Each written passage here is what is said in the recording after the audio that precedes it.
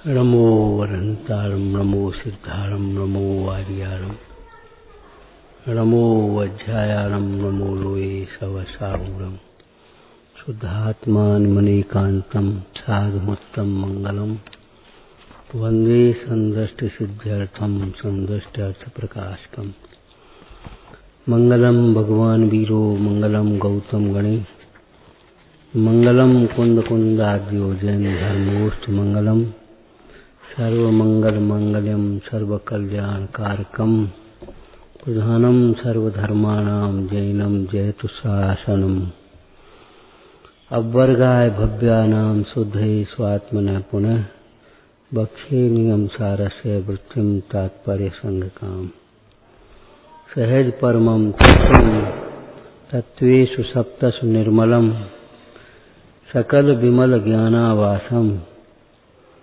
निरावरणम शिवम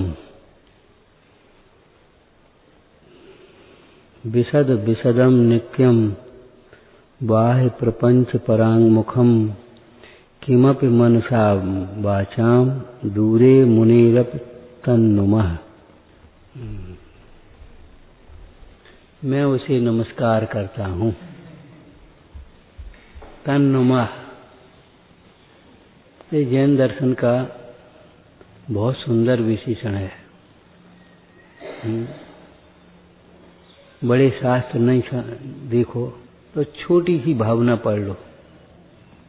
जिसने राग द्वेष कामादिक गीते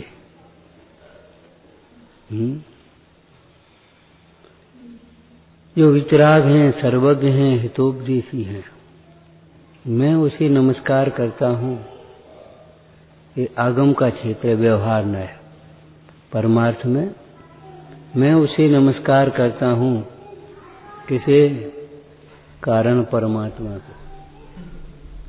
उस कारण परमात्मा की ओर झुकता हूँ, उसे चाहता हूँ, उसका विश्वास करता हूँ, उसकी भावना भाता हूँ। नमस्कार में सब अंतर्गर्भित है। कौन से कारण परमात्मा की, कौन से शुद्धात्मा की भावना भाता है? जो प्रयोजनभूत सात तत्व आगम में कहे हैं, उन तत्वों में जो परम निर्मल तत्व है, सहज तत्व है, उत्कृष्ट तत्व है। इस प्रसंग में एक चर्चा की थी। जो सहज प्राप्त हो उसे ये मत समझ लेना ये तो बेकार है। सहज प्राप्त हो उसे ये मत समझ लेना ये तो कोई मतलब की नहीं, ये ठीक है, इसमें कोई मतलब नहीं। सहज प्राप्त तत्व की उपेक्षा मत करना। ये जीव अप्राप्त को प्राप्त करना चाहता और सहज प्राप्त की उपेक्षा करना चाहता। लोक व्यवहार में भी और परमार्थ में भी। क्या करें, समोसरण नहीं है। अरे जिन मंदिर तो हैं भक्ति से, साक्षात अरहंत तो नहीं है। जिन बिंब तो हैं, दिव्य ध्वनि तो नहीं खेल रही है, लेकिन ये जिनवाणी तो है हमारे पास। सहज प्राप्त की कीमत को पहचानो। कार्य तो सहज प्राप्त से करना होगा। जो अप्राप्त है उसका क्या करें अपन? जैसे वर्तमान में 5 भावों में से कितने भाव हैं? जीव के असाधारण 5 भाव कहे। औपसमिक, छायोपसमिक, छायक, औदयक और पारिणामिक। अब वर्तमान में आपके पास कितने भाव हैं?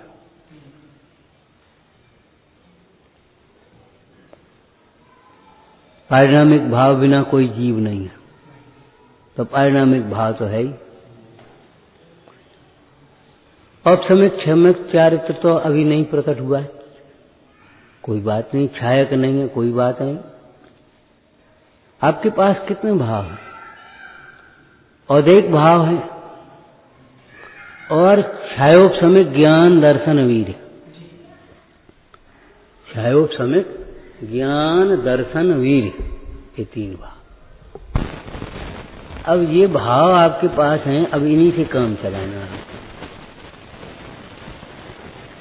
अब इसमें औपशमिक, वो छायोपशमिक ज्ञान दर्शन आपके पास है, मति श्रुति ज्ञान आपके पास है, ठीक है। अब इस ज्ञान को यदि औदैहिक भावों में लगाओगे तो 4 गति में रुलोगे, और इसी ज्ञान को अगर पंचम भाव में लगाओगे, पंचम गति का मार्ग खुल जाएगा। अब आप ये विचार करो, क्या करें, हमें केवल ज्ञान तो है नहीं, हम कोई केवल ज्ञानी तो है नहीं। अरे केवल ज्ञानी नहीं है, ये हम भी तो जान रहे, सब जान रहे, क्यों परेशान हो रहे? केवल ज्ञान नहीं है, केवल ज्ञान भी हो जाएगा। जो है उसको तो समझो। आपके पास मति श्रुति ज्ञान है, उस मति श्रुति ज्ञान का दुरुपयोग करो और सोचो केवल ज्ञान। केवल ज्ञान कभी नहीं होगा। मति श्रुति ज्ञान जो है, जितना है, हमें तो बहुत कम ज्ञान है। अरे कम सही है तो जितना है उसका सदुपयोग करो। इस संबंधी कोई दृष्टांत याद है? जितनी पूंजी है उससे व्यापार प्रारंभ करो, आगे बढ़ते जाओगे। और क्या करें, बहुत पूंजी तो है नहीं। अरे नहीं है, जितनी है उतने से व्यापार प्रारंभ तो करो तुम, छोटे से, कोई दिक्कत नहीं। आगे पूंजी बढ़ती जाएगी आपके पास, सब काम होते जाएंगे। लेकिन उस पूंजी को भी बैठे बैठे खा जाओगे, उस पूंजी का अनादर करोगे, दुरुपयोग करोगे, तो आगे कहां से पूंजी होगी और कहां से धनपति बनोगे?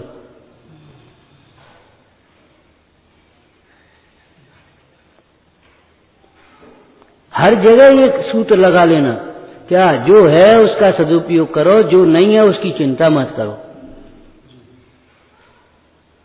दूसरी चर्चा की थी आपसे, भोजन के लिए आप बैठे, थाली में जो है उसको बड़े संतोष से, शांति से खा लो, जो नहीं है उसकी अभिलाषा मत करो।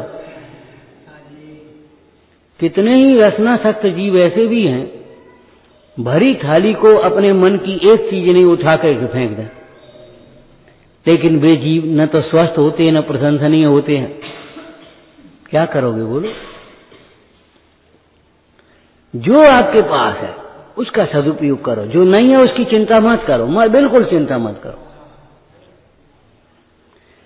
सहज प्राप्त की कीमत पहचानो। जो सहज है वो ऐसा नहीं है कोई हल्का हो,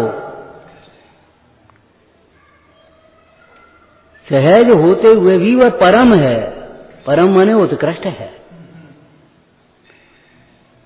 अपने गांव में कहावतें बोलते हैं, सहज मिले सो दूध बराबर, मांगे मिले सो पानी, सो तुम जानो खून बराबर, जामे खींचा तानी। सहज मिले सो दूध बराबर,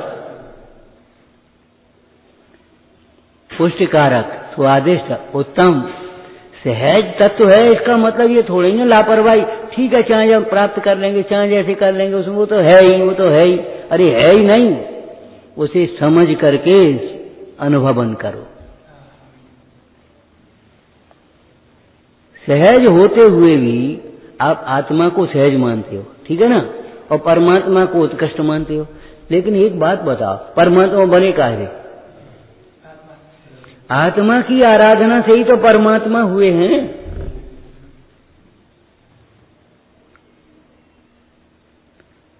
दूसरी बात, आप परमात्मा के पास जाओ तो क्या बताएंगे? भाई तुम्हें सुखी होना है, तुम भी अपनी आत्मा की आराधना करो, हम अपनी आराधना से सही। सवेरे चर्चा चलेगी।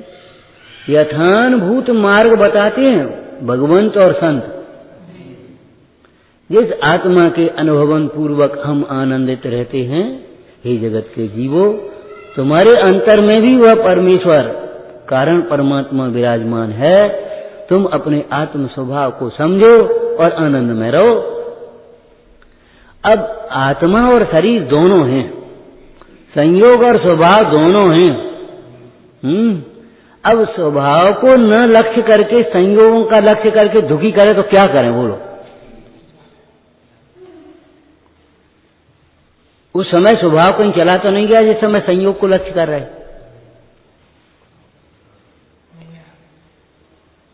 अब उसको लक्ष्य न करे और उसको लक्ष्य करके दुखी हो गए तो क्या करे बता? जो है उसे ग्रहण न करे और जो नहीं है उसकी याद करे, उसको लक्ष्य करे तो क्या करे? मान लो हम नहीं आ पाए, भैया प्रवचन कर रहे, शांति से सुनो, एकाग्रता है। अब नहीं आ पाए, उनको देखो और जो है उनको अब काकन ऐसे ऐसे देखते रहो, ऐसे ऐसे देखते रहो, तो क्या मतलब निकलेगा बोलो? ये भी चला जाएगा। पंचम भाव तो है। आप तो पढ़े लिखे होशियार लोग हो। एक हमारे गांव की माता भी चौका पूरा हो गया, भोजन पूरा हो गया, सफाई हो गई चौके की, और उसी समय 4 मेहमान आ गए, साधर्मी आ गए या रिश्तेदार नातेदार आ गए, तो ये 4 लोग आ गए। तो कभी नहीं कहेगी रोटी तो है नहीं, अब क्या करें? अरे आटा रखा है, रोटी की क्या चिंता? बोली बैठा, एक काम करो, तब तक तुम ये ले जाओ, पानी पिलाओ, और अभी बनती, अभी 10-8 घंटे में तैयार होगी। आटा नहीं हो तो तकलीफ है, आटा के रहते हुए रोटी नहीं है, ये कहने की बात क्या है? ऐसे पंचम भाव के रहते हुए भी अगर हमें ये सोचें पंचम गति नहीं मिल रही, क्यों सोच रहे हो? क्यों सोच रहे हो? अरे पंचम गति नहीं है, पंचम भाव तो है, हमारा आराध्य तो है हमारे समीप।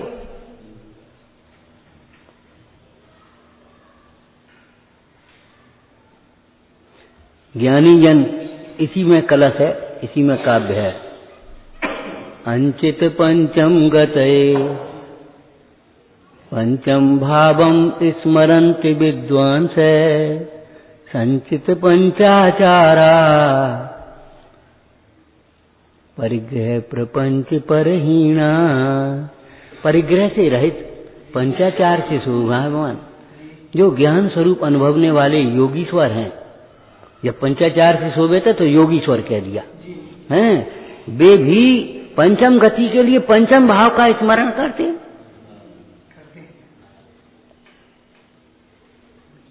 आगम के अभ्यास से इस प्रकार की शैलियों को ग्रहण करो, उत्साहित हो, आगे बढ़ो।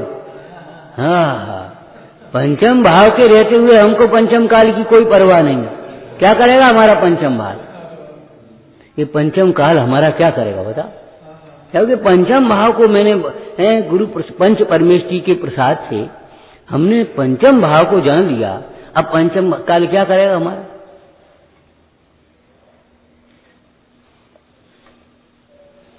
तो यदि अपने ज्ञान के क्षयोपशम को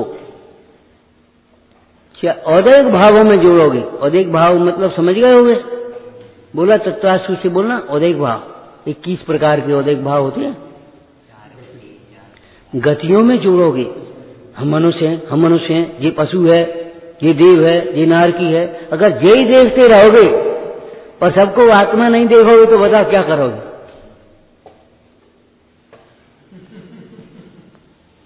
अतीन्द्रिय पारिणामिक भाव और इंद्रियां औदैहिक भाव।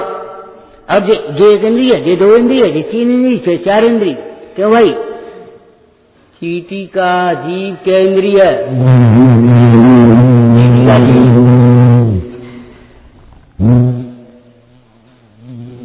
चींटी का जीव क्या इंद्रिय? अतीन्द्रिय है। चींटी का शरीर 3 इंद्रिय, चींटी का जीव अतीन्द्रिय, हाथी का जीव अतीन्द्रिय, मनुष्य का जीव अतीन्द्रिय, देव का जीव अतीन्द्रिय। अजीव तो अतीन्द्रिय होता है। अब उस अतीन्द्रिय को ग्रहण न करो पंचम भाव को, और उस औदैहिक भाव को माने इंद्रियों को ग्रहण करो। ये 1 इंद्रिय है, इसमें कुछ नहीं। उस जीव की विराधना करो, क्या होगा?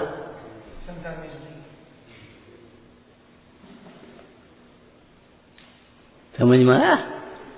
नाना प्रकार के जीव हैं, उन जीवों को एक इंद्री, दो इंद्री, तीन इंद्री ही देखते रहोगे, कब तक देखते रहोगे? ये बड़ा आदमी, जो गरीब आदमी, यही देखते रहोगे? सच कह रहे, अगर यही देखते रहे तो इंसानियत खो देगी, मानवता तुम्हारी चली जाएगी। अगर तुमने ये देखा कि गरीब आदमी, ये बड़ा आदमी, तो न्याय नहीं रह पाएगा आपका, अन्याय पर उतरा। किसी समय अन्याय हो सकता है। ये हमारे परिवार का है, ये दूसरे परिवार का है, आप झट से अन्याय पर उतर आओगे, अन्याय करने लगोगे। न्याय के पालन के लिए भी इन सारी बातों को गौण कर देना पड़ेगा, बाद बाकी सब ठीक। ऐसे ही धर्म की प्राप्ति के लिए, मोक्ष मार्ग की प्राप्ति के लिए इन सारे संयोगों की ओर मत देखो। संयोग है, उस समय स्वभाव भी तो है। क्या करें, हमारे बड़े पाप का उदय है। पाप का उदय जिस समय है, उस समय भी शुद्धात्मा भी तो है। अब तुम उस पाप के उदय जनित अवस्था को लक्ष्य करके दुखी हो और शुद्धात्मा का लक्ष्य न करो, तो इसमें दोष किसका है?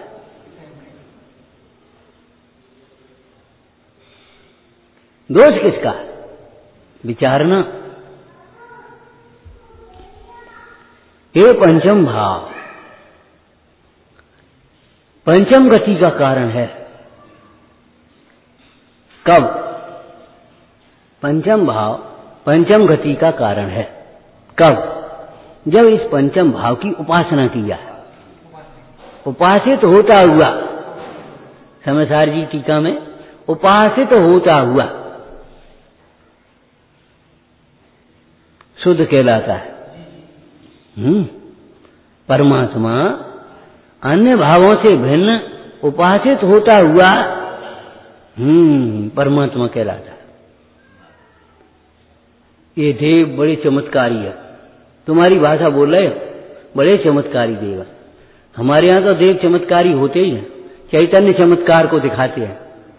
अनादिकाल के मोह को क्षण मात्र में शांत कर देते, मिटा देते हैं। बोलो इससे बड़ा चमत्कार क्या होगा? क्यों भाई?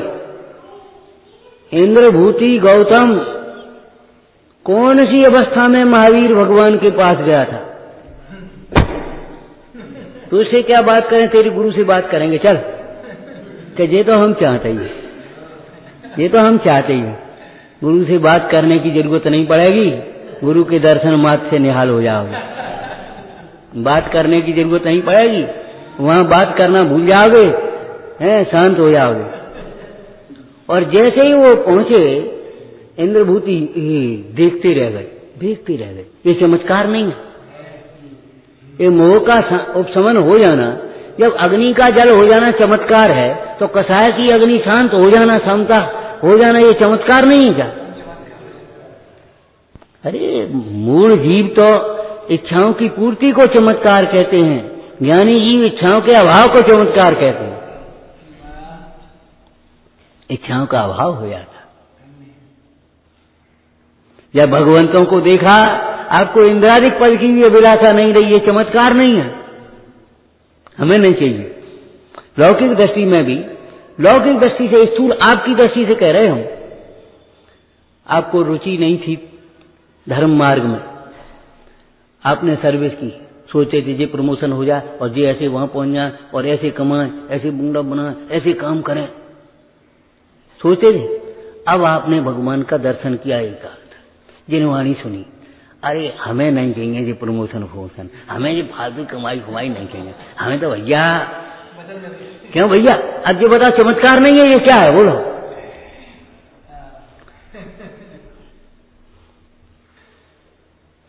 चैतन्य चमत्कार को दिखाने वाले भगवान परमेश्वर चमत्कारी जीव। लेकिन हम आपकी भाषा भी कहें, ये चमत्कार, भगवान चमत्कारी, बड़े चमत्कारी मूर्ति है। लेकिन चमत्कार तब होगा जब उपासना करोगे। क्यों? चमत्कारी प्रतिमा के सामने भी हम लौकिक दृष्टि का दृष्टांत दे रहे, केवल चमत्कारी प्रतिमा के सामने भी तुम पीठ करके खड़े हो जाओ और अपना गाना सुनने लगो, चाहे कुछ, तो वहां चमत्कार होगा। ऐसा चमत्कार होगा उल्टे गिर पड़ोगे। समझ में आया ना? अरे जब उनकी उपासना करेंगे तब तो हमारा दुख मिटेगा। लालसा रखने मात्र से दुख नहीं मिटेगा।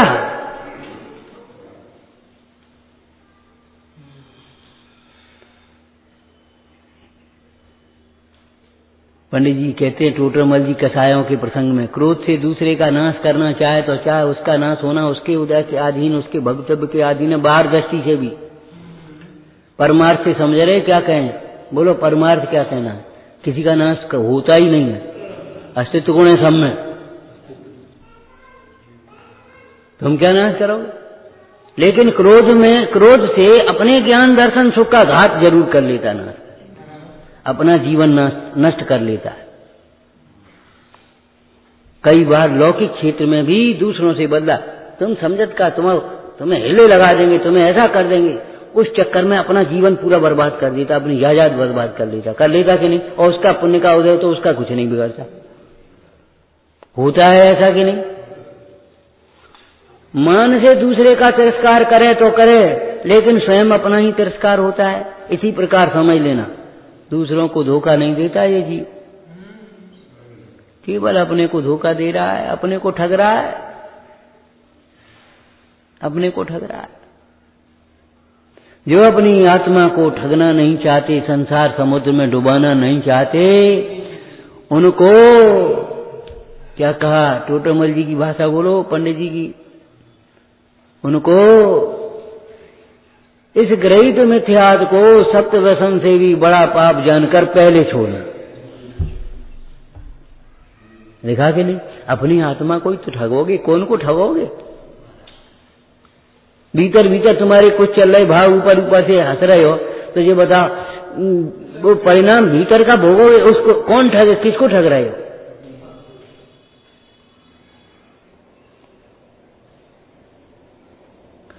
तो सहज परम तत्वम, सहज तत्व उत्कृष्ट है। एक बात जीवन में मना लेना, जो सहज तत्व सहज प्राप्त उसकी है, उसका बढ़िया सुंदर सदुपयोग तो जीवन में। आपको गुरुजन मिले हैं, उनकी सलाह के बिना, उनकी विनय के बिना कोई कार्य प्रारंभ मत करो।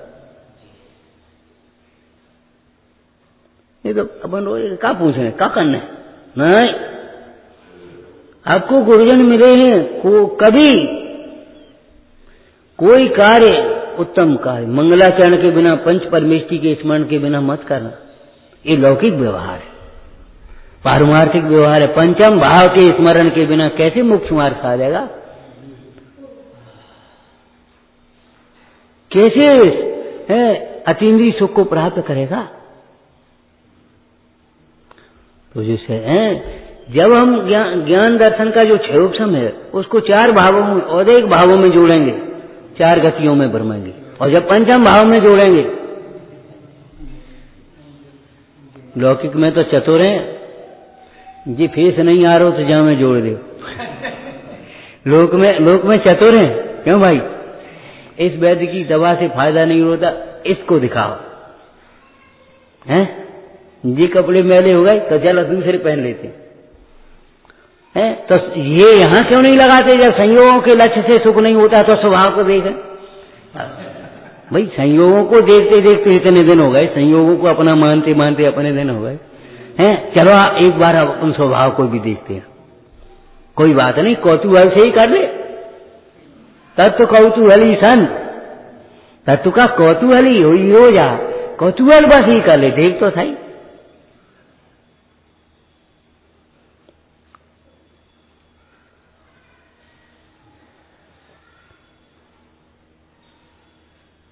कैसा निर्मल तत्व है वो पंचम भाव। तुम्हें भी निर्मलता चाहिए, मलिनता तो नहीं चाहिए। तो कैसा तत्व है? निर्मल तत्व। आप मैला शरीर हो गया, मैले कपड़े हो गए, धोना है, निर्मल जल से धोगे कि मैले जल से? निर्मल जल से ही तो धोगे, हैं? तो अपनी परिणति को काय से धोगे? निर्मल सरोवर में स्नान करेगा तभी तो निर्मलता प्राप्त होगी, और मलिन जल में मलिन और हो जाएगा। तो कैसा निर्मल तत्व है बस अंतिम इस लाइन की अंतिम पंक्ति बोलो जो अपनी चल चुकी पहले। कैसा निर्मल तत्व है जिसमें अनादि से ही मलिनता नहीं हुई। कैसा निर्मल तत्व है जो अनादि से ही निर्मल है, जिसमें अनादि से ही मलिनता नहीं है।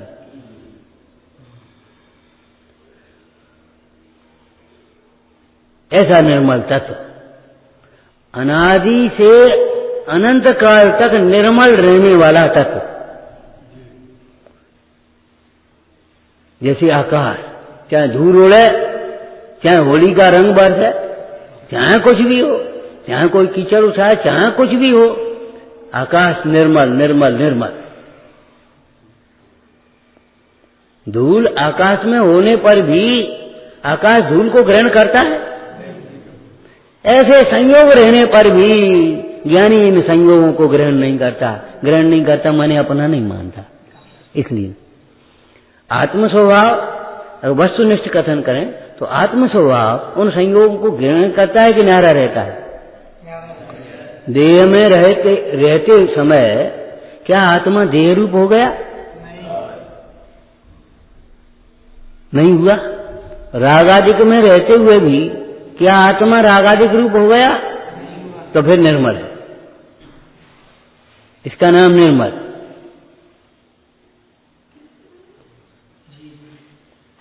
कादे में हेम अमल है। छेडाला जी ने लिखा कादे में हेम अमल है। कीचड़ में पड़ा हुआ सोना भी स्वभाव के समीप जाकर देखो तो निर्मल ही तो है।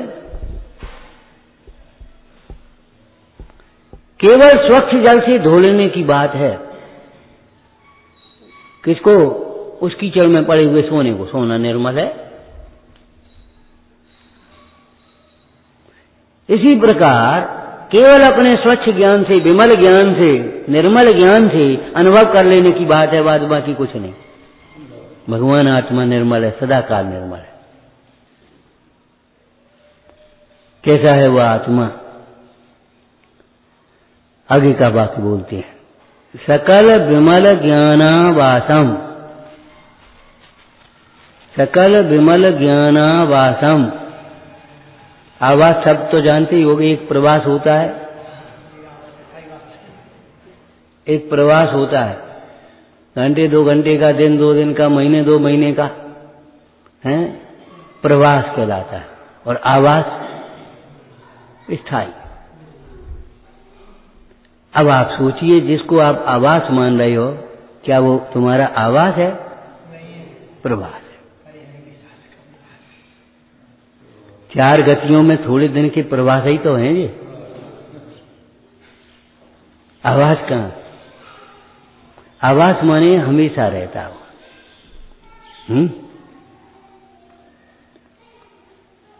जैसे आवासीय विद्यालय हो जाते ना, 24 घंटे बच्चा वहीं पढ़ेगा, वहीं रहेगा। और वैसा विद्यालय अपने पढ़ करके चला जाए 4 घंटे 6 घंटे में जो कुछ भी है। तो आवास सकल विमल ज्ञानावासम, सकल विमल ज्ञान। 3 शब्द जोड़ो इसमें। एक ज्ञान, ज्ञान, ठीक है ना। अब एक विशेषण लगाओ, विमल ज्ञान। तो क्या महाराज समल ज्ञान भी होता है? हाँ, मिथ्या ज्ञान। कुज्ञान, जिसको हम लौकिक भाषा में पंडित बनारसी दास जी ने समझदार नाटक में कुबुद्धि कहा। जड़ बुद्धि, कुबुद्धि।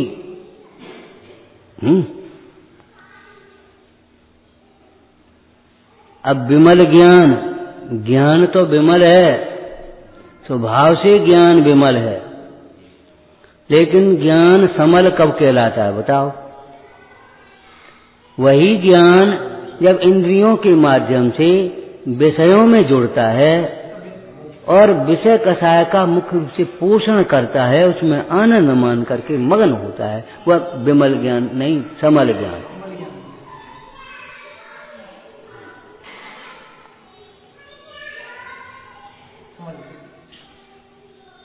कोई दृष्टांत याद है? जैसे हरा प्रकाश, नीला प्रकाश, लाल प्रकाश, प्रकाश होते हैं हरे नीले लाल। मूल में जाओ भीतर, उसका प्रकाश का तो एक ही रंग है। जब वह हरे कागज के माध्यम से या हरी वार्निश के माध्यम से जब वह बाहर निकलता है तो हरा प्रकाश कहलाता है। नीले के माध्यम से निकला प्रकाश कहलाता। प्रकाश कैसा है वो? प्रकाश तो प्रकाश है। ऐसे ज्ञान तो ज्ञान है, मिथ्याच्छ्रित ज्ञान है, विषय कषायों के पोषण में लगा हुआ ज्ञान है, वह ज्ञान मिथ्या ज्ञान कहलाता है। विषय कषाय मलिन है ना, मलिन कौन है? विषय कषाय। तो विषय कषाय में जब ज्ञान जुड़ा तुम्हारा, वो ज्ञान भी मलिन हो गया। इस समय कपड़ा आपका उज्जवल है और वह अगर कीचड़ में गिर गया तो वो भी मलिन हो गया। ज्ञान अतीन्द्रिय है, अगर वह इंद्रियों के माध्यम से प्रवर्ता तो वो ज्ञान भी इंद्रिय ज्ञान हो कहलाने में, उस ज्ञान को भी इंद्रिय ज्ञान कहलाएंगे। मलिन ज्ञान, अपने ज्ञान को उपयोग को मलिन मत करो। स्वभाव से देखें तो उपयोग मलिन होता भी नहीं है, मलिनता उसमें जानने में आती है, लेकिन ये जीव उस ज्ञान को और उस राग को एक में एक मानता है तो उस मलिन ज्ञान कहलाता।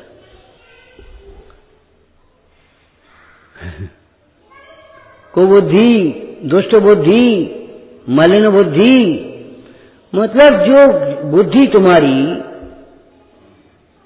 जो बुद्धि विषय कषायों के पोषण में लगी है, मलिन हो रही है। समयसार जी का कलश बोलो। पर परिणति हेतुर्मोह नाम नोनुभावा दविरत मन भाव्य व्याप्ति कलमसताया।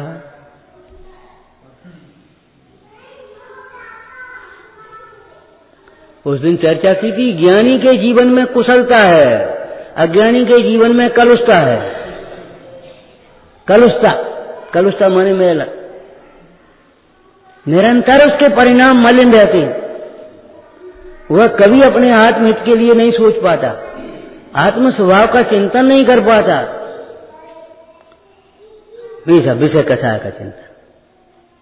ये खाओ, ये पहनो, ये घूमो, ऐसे करो, ऐसे करो, ऐसे बोलो, इसको ऐसा करो, इसको ऐसा करो, बस उन्हीं में लगा है।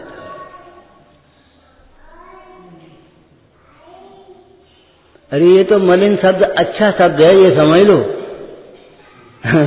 पद्मनंदी स्वामी ने तो क्या कह दिया, व्यभिचारिणी बुद्धि है।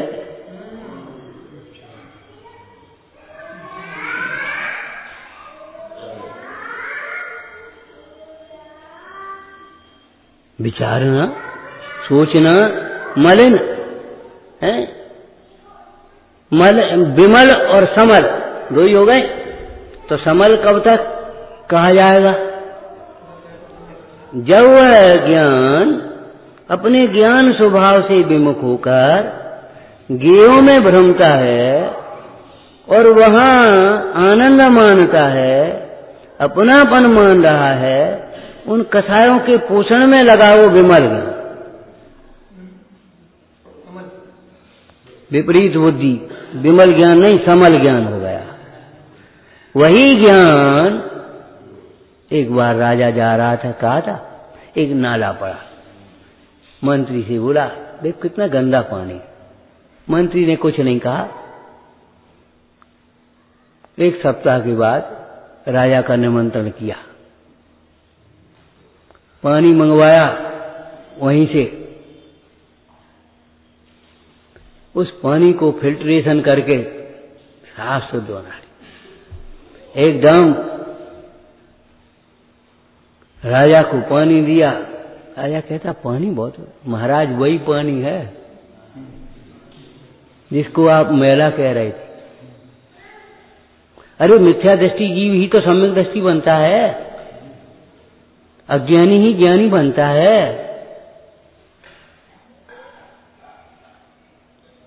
विचारना, पानी जैसे 11वीं गाथा में, पानी कीचड़ के संसर्ग से मलिन कहलाता था।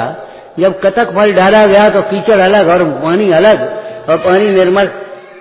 ऐसे ही बुद्धि को विषय कथाओं से विरक्त किया, अपने स्वभाव में लगाया निर्मल। निर्मल ज्ञान, अब वो निर्मल ज्ञान या विमल ज्ञान दो प्रकार का, एक सकल और एक विकल। खेडाला में देश प्रत्यक्षा, सकल प्रत्यक्षा। मति श्रुत ज्ञान वह सकल प्रत्यक्ष नहीं, देश प्रत्यक्ष, और केवल ज्ञान सकल प्रत्यक्ष, सकल प्रत्यक्ष। तो सकल विमल ज्ञान वासम। अब किसी व्यक्ति को तलाशने जाओ तो उसके आवास पर जाते हैं कि नहीं जाते? क्यों भाई? भाई चलो आवास पर, चलो अपन मिलते हैं, पहुंचते हैं। तो ऐसे तुम्हें अगर भो आत्मन केवल ज्ञान चाहिए तो आ जाओ, केवल ज्ञान का आवास शुद्ध आत्मा है। केवल ज्ञान का आवाज शुद्ध आत्मा है। और जहां केवल ज्ञान है, लौकिक में जैसे लौकिक में हैं, घर में बड़े बूढ़े भी होते हैं, युवा भी होते हैं, बच्चे भी होते हैं। कभी कभी बच्चे शैतानी करें तो बच्चे बहुत बुरे लगते हैं। लेकिन एक बात बता, बच्चे नहीं हो तो बड़े कहां से आएंगे? कहां से आएंगे? किसी दिन आप भी बच्चे थे, बोलो, थे कि नहीं थे? तो अब सम्यक ज्ञान नहीं होगा तो केवल ज्ञान कहां से आएगा?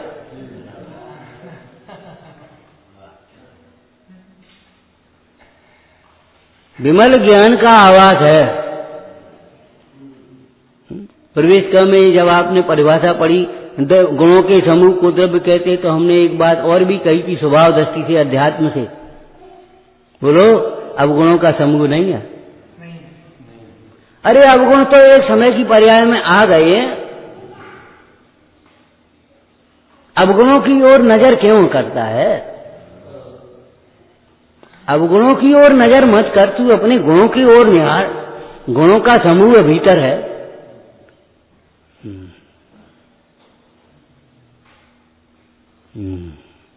विचार न, सकल विमल ज्ञानावासम, आवास पर आ जाओ, हैं, ढंग से तसल्ली से बैठ के बात करेंगे।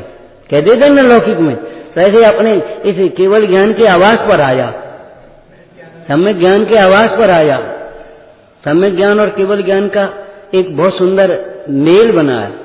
कैसा? तो सम्यक ज्ञान केवल ज्ञान से को बुला रहा है, ये समझो। अंकुरा है केवल सम्यक ज्ञान, वही केवल ज्ञान।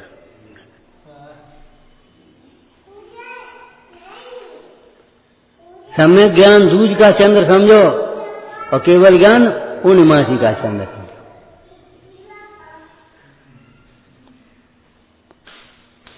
अब इधर उधर तो तलाशता फिरे और आवास पर न पहुंचे तो बता क्या करे, कहां मिलेगा?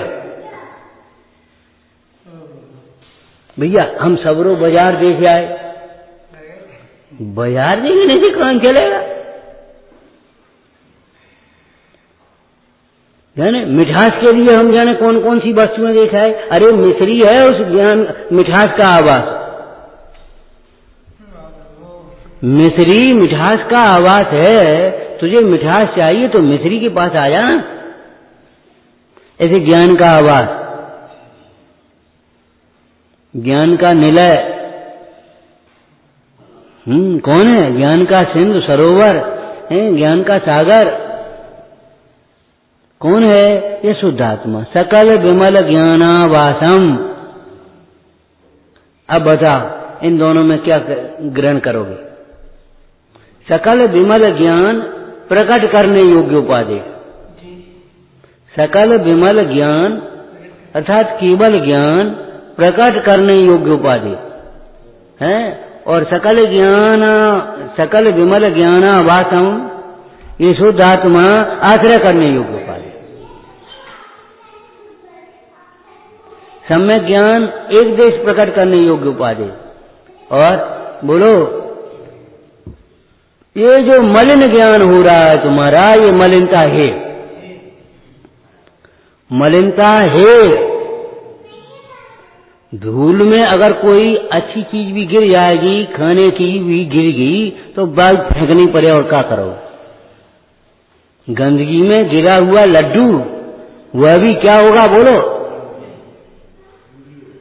फेंकने पड़ेगा। और क्या, अब क्या करें, कैसे खाएं, कैसे नहीं खा सकते, क्या करो। गंदगी में गिरा हुआ लड्डू वह भी फेंकने लायक हो गया कि नहीं।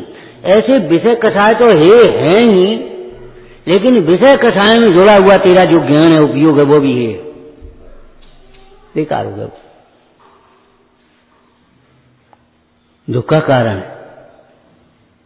अपनी बुद्धि को भ्रमाओ मत, विषय कषायों में मत लगाओ।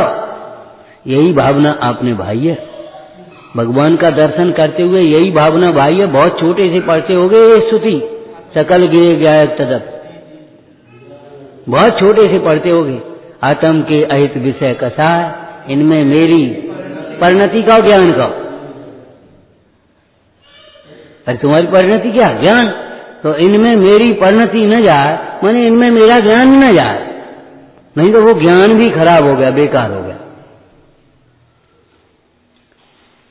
अरे दिन रात शरीर में बुद्धि जाती है, पाप पुण्य के उदय जन संयोगों में बुद्धि जाती है, और एक भावों में बुद्धि जाती है। ये तीव्र कसाई है, मैं मंद कसाई हूं। अरे स्वभाव से थी कसाय किसी न, ये कसाई है न तू कसाई है। कसायों से रहित तेरा स्वभाव है, उसका भी स्वभाव कसायों से। आपको याद होगा भगवान पार्श्वनाथ का चरित्र, महावीर का चरित्र है, पढ़ा होगा। सिंह का स्वभाव क्रूरता नहीं है। सिंह पर्याय में क्रूरता प्राय पाई जाती है, बिना किसी के कराए है, इसलिए उसका स्वभाव कह दिया गया, लेकिन सिंह का स्वभाव भी क्रूरता नहीं है। मुझे बताओ, सिंह का स्वभाव अगर क्रूरता होता तो वह उन मुनिराजों को खा क्यों नहीं गया। ऐसे भी प्रसंग है कि पूर्व कर्म की वजह से मुनिराज को खा भी गया। पार्श्वनाथ की आनंद मुनिराज थे ना, और वो कमट का जीव सिंह की पर्याय में वो आकर के खा गया। व्याघ्री को सुकौशल मुनिराज को खा गई। तो ऐसे भी प्रसंग बनते हैं, लेकिन क्या ये निमित्त नैमित्तिक संबंध है। हम तो ये कह रहे हैं स्वभाव नहीं है ये। जो व्याघ्री सुकौशल मुनिराज को खा गई, आपको मालूम है पुराण मालूम है। वही व्याघ्री कीर्तिधर मुनिराज जो बगल में बैठे थे, उनको देख करके शांत हो गई और पश्चाताप किया, सम्यक्त किया, आंसू ढलने लगे, समाधि करके स्वर्ग गई। अब बोलो कहा गए।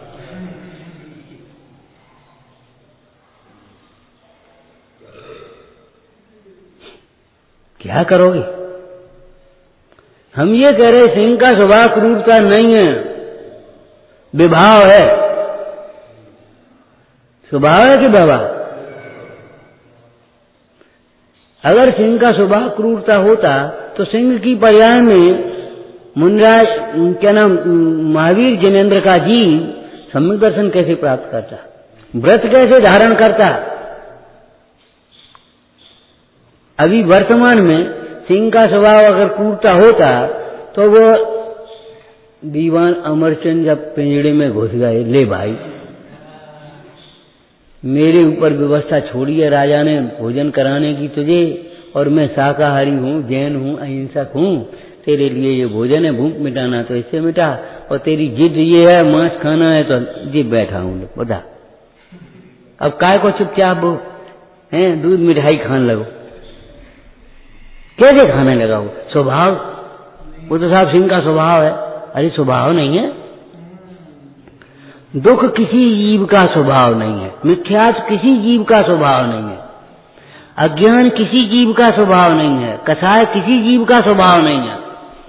सर्व जीव स्वभाव से ज्ञान आनंदमय है।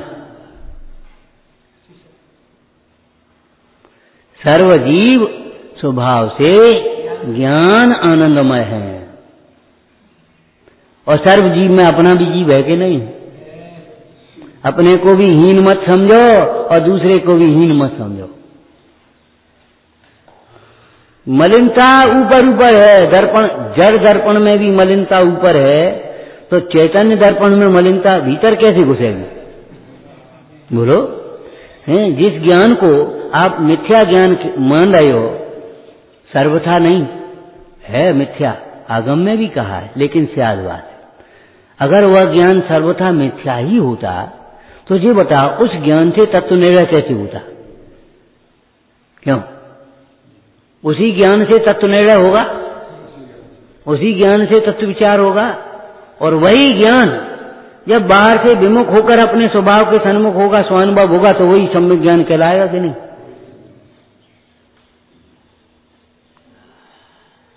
सर्वथा कैसे मान लिया तुमने?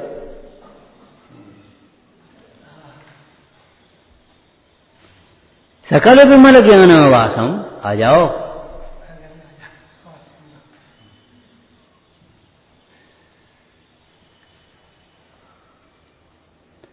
भगवान नेमनाथ की पूरी इसमें पीछे स्तुति की।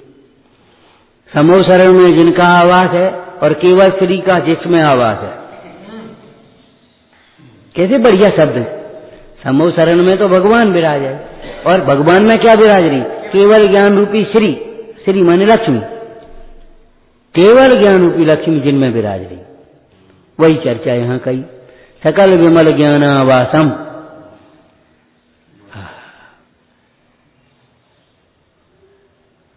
अपने घर रहो, फालतू परेशान मत हो।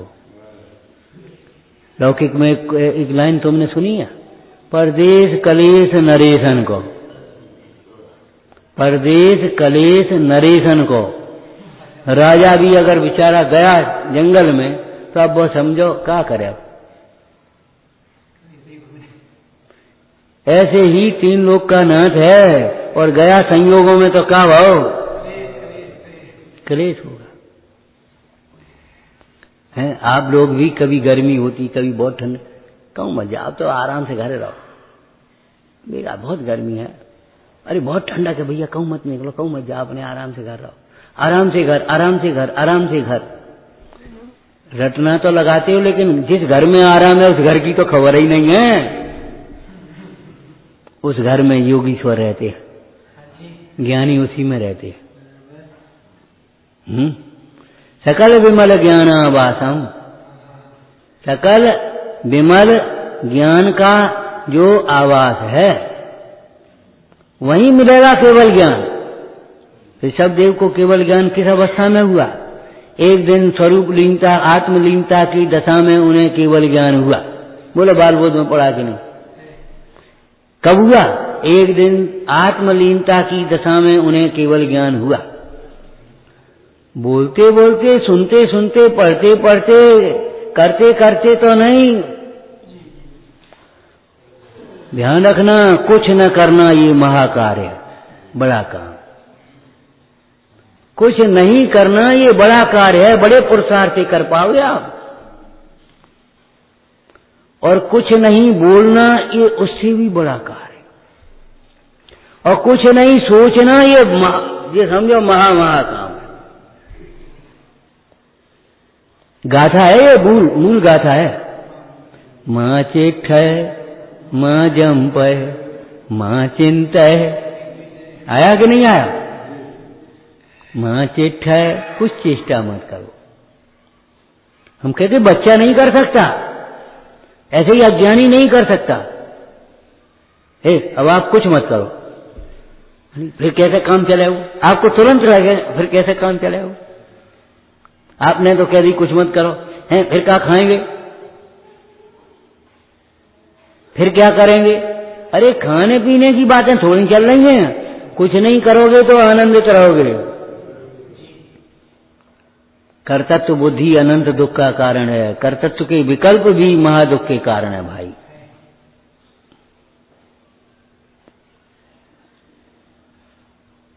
बोलो, इन केवल ज्ञानी परमेश्वर की यही दशा है। क्या कर रहे हैं? बोलो, क्या बोल रहे हैं? मौन। भाई भागन बच योगे बसाए दे भी धोनी खिर गई तो खिर गई, नहीं खिरी तो अपने जी मगन बैठे। क्या सोच रहे हैं? क्या सोच रहे कि कुछ नहीं।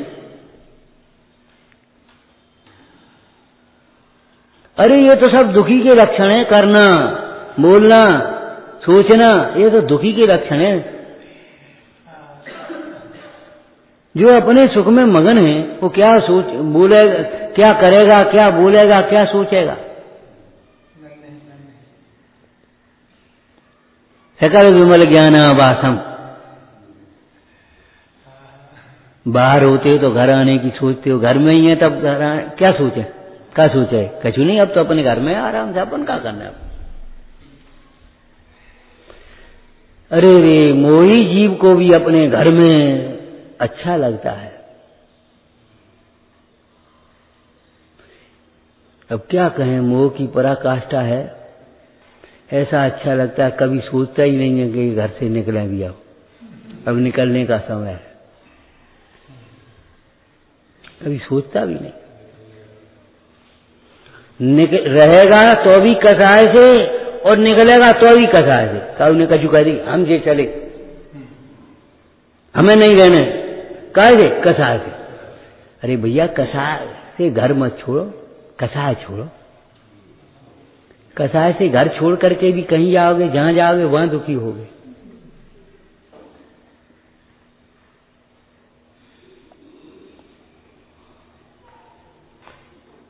हम ये कहते हैं घर में रहना आनंद रूप लगता है लौकिक में भी, तो ये बताओ, ये तो पारमार्थिक अपना आवास है, अकृत्रिम।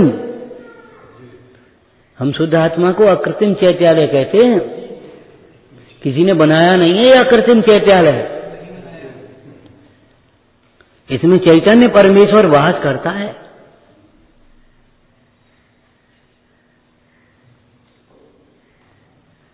सकल विमल ज्ञानाभासम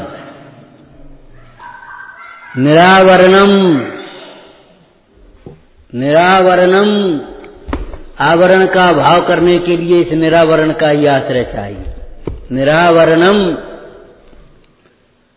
न ज्ञानावरण न दर्शनावरण, आगे न मोहनी न अंतरा, कुछ नहीं। और वस्तु पर आवरण होता भी नहीं है। क्या कहा? वस्तु पर आवरण होता भी नहीं है। कोई मुहावरा लोकोक्ति पढ़ी है तुमने? तिनके की ओट पहाड़ पढ़ा है? तिनके की ओट पहाड़ क्या मतलब हुआ? ओट ओट तो समझते आड़, तो तिनके की ओट पहाड़ कैसे हो जाएगा? तिनका इतना सा और पहाड़ इतना बड़ा, अब तिनके की ओट पहाड़ कैसे होगा? कभी कुछ सोचा भी है इसका अर्थ क्या हुआ? अरे भाई, एक तिनका आ गया, आंख बंद हो गई, पहाड़ नहीं दिख रहा। यही तो उसका अर्थ है तिनके की ओट का पहाड़ का। तिनके से पहाड़ कैसे ढकेगा? चलो ढक गया। इतना बड़ा हॉल और इतने से हाथ से उंगली से कैसे ढकेगा? चलो ढक गया। कभी कभी बड़े हॉलों में वहीं जिनबिंब विराजमान होते हैं, वेदी बनी होती है और वहीं स्वाध्याय आदि की व्यवस्था होती है। तो क्या करते हैं, एक पर्दा लगा लेते हैं, आवरण। ठीक है। तो अब ये बताना, जिस समय जो पर्दा लगी है उस समय की बात कर रहे हैं। जिस समय पर्दा नहीं है उस समय की बात नहीं है। पर्दा लगी है उस समय, वो पर्दा भगवान पर है। उस समय भी पर्दे के भीतर घुस गया है, आराम से दर्शन होंगे कि नहीं? पर्दा कहाँ है? भगवान के और हमारे बीच में है, दृष्टि में है।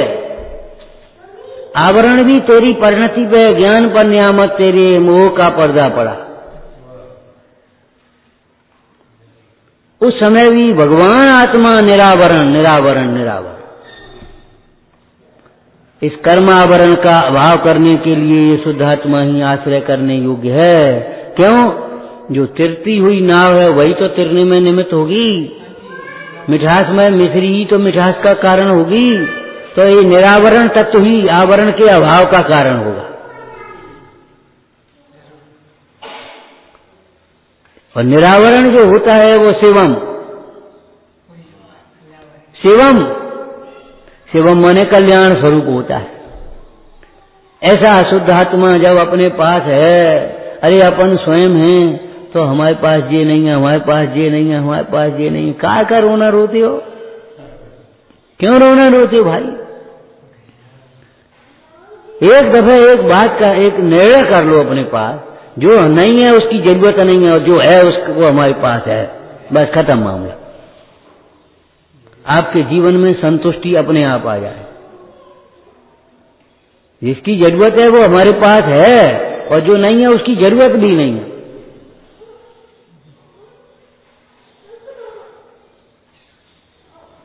जो है, फिर पहले वाला वाक्य बोल दो जहां से शुरुआत की थी, जो है उसका सदुपयोग करो, जो नहीं है छोड़ो, उसको कोई मतलब नहीं। अगर वो आने लायक है तो हो जाएगा। और आप अपने बच्चे से भी यही कहते हो, बच्चे से भी यही कहते हो कि नहीं कहते? बताओ। छोटा सा बच्चा कहे पापा हमको गाड़ी ले दो, अरे बड़ा तो हो जा, गाड़ी ले देंगे। हमको फलानी चीज ले दो, अरे जरा बड़ा हो जा, ले देंगे। जिस स्थिति में है उस स्थिति का कार्य कर।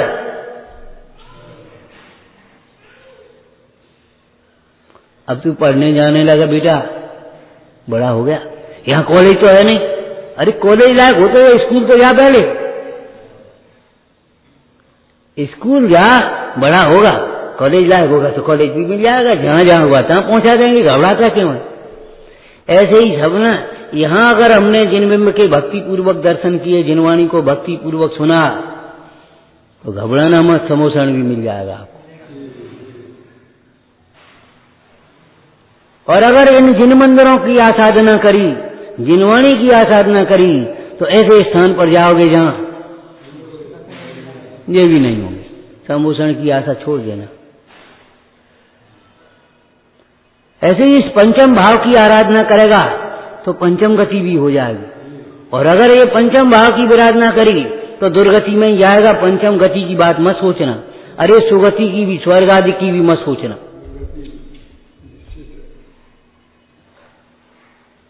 कैसा सुंदर काव्य है, हैं?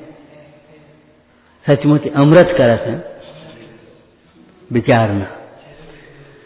सहजानंदी शोध स्वरूपी अविनाशी में आत्म स्वरूप। सहजानंदी शोध स्वरूपी अविनाशी में आत्म स्वरूप। सहजानंदी शुद्ध स्वरूपी अविनाशी में आत्म स्वरूप।